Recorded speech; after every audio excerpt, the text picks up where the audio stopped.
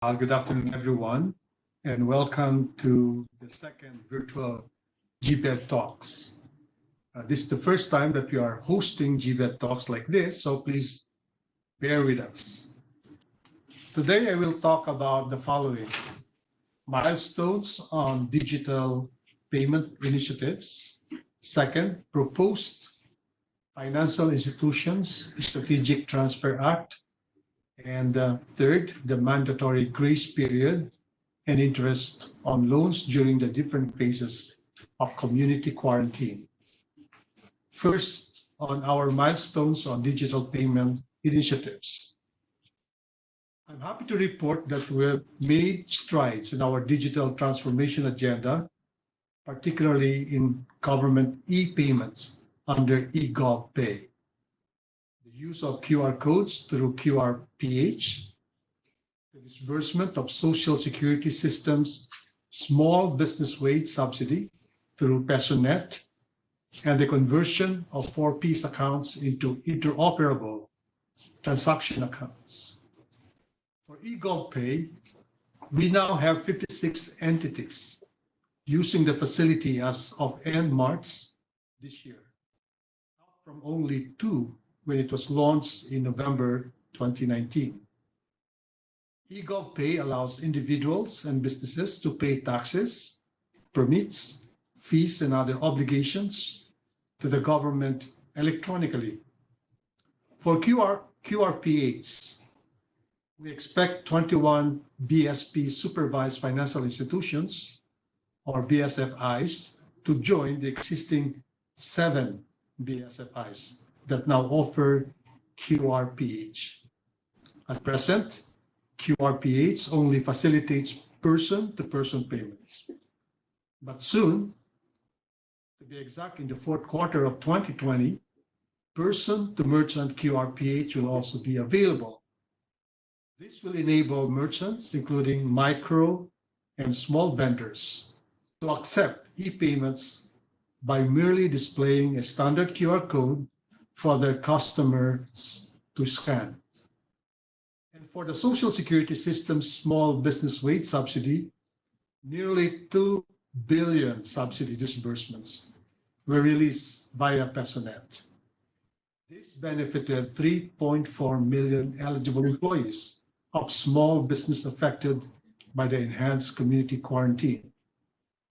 On the conversion of 4Ps accounts into interoperable accounts, we expect Land Bank to convert nearly 4 million Pagtawid Pamilyang Filipino program accounts, or 4Ps accounts, into interoperable transaction accounts by August 2020.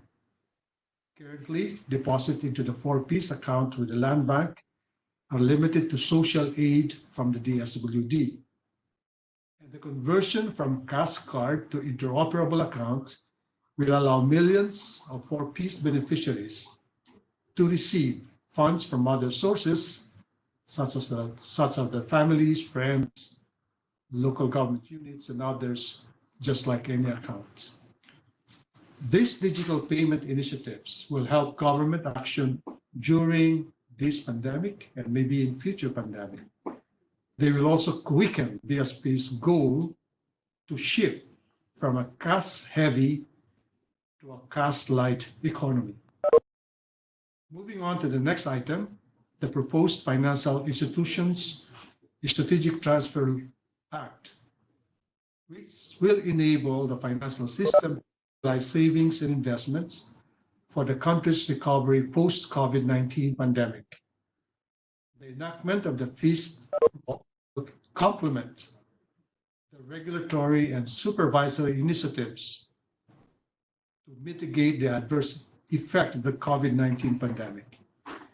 It is a necessary measure to assist the domestic financial system after aftermath of this health crisis. The FIST law will encourage financial institutions to sell their non-performing assets to asset management companies that specialize in the resolution of distressed assets, and to encourage asset management companies to form incentives such as tax exemptions and reduced registration and transfer fees on certain transactions will be provided. This proposed measure was approved on first reading by the House Committee on Banks and Other Financial Intermediaries and is scheduled for plenary deliberations. Lastly, on the mandatory grace periods and interest on loans during the ECQ and MECQ, we would like to reiterate that lending institutions are prohibited from charging interest on interest, fees, and charges, such as late payment fees on all loan payments falling due within the enhanced community quarantine and the modified ECQ. The relief shall cover all loans extended by all BSP supervised financial institutions, regardless of place of operation. These loans include salary, personal, housing, and motor vehicle loans, credit card payments, as well as loans covered by post-dated checks, auto-debit, or auto-deduct arrangements with lending financial institutions.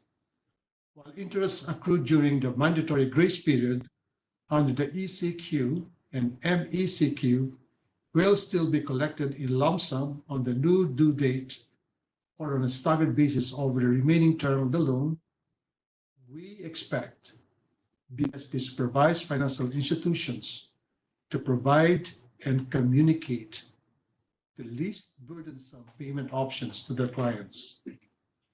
They must consider this as their patriotic duty to help the public, especially the MSMEs, during this challenging time.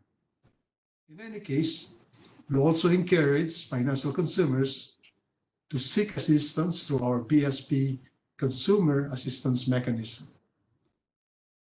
Based on our complaints data, 3%, or to be exact, 1,182 of the 21,913 emails received from March to May to the BSP's CAM cite COVID pandemic scenario such as suspension of loan payments during the pandemic, accrued interest under the Bayanihan Law, and other consuns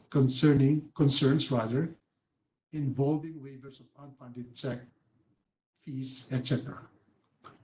Through our press chat today, we hope we can help clarify these usual questions. You may refer to the press releases provided to you for more details.